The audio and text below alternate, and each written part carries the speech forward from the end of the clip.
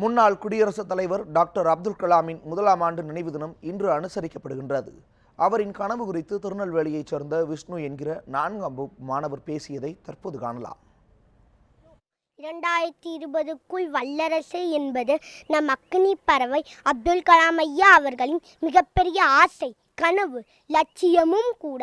இதை பற்றி உங்கள் முன் பேச வந்துள்ளேன். அவரது ஆசை நிறைவேற வேண்டுமென்றால் நம் நாடு சில துறைகளில் தன்னிறைவு பெற வேண்டும். அவைகள் வேளாண்மை மற்றும் உணவு பதப்படுத்துதல், மருத்துவம் மற்றும் ஆரோக்கியம், தகவல் மற்றும் தொலைத்தொடர்பு தொழில்நுட்பம், அடிப்படை கட்டமைப்பு மற்றும் தடையற்ற மின்சாரம், உயர் தொழில்நுட்பம் மற்றும் நதிகள் இணைப்பு, சுற்றுப்புற சூழல் பாதுகாப்பு. இவை அனைத்திலும் என்று நம் நாடு தன்னிறைவு பெறுமோ அன்று இந்தியா வல்லரசாக மலரும் என்று கலாம் ஐயா கூறியிருக்கிறார்.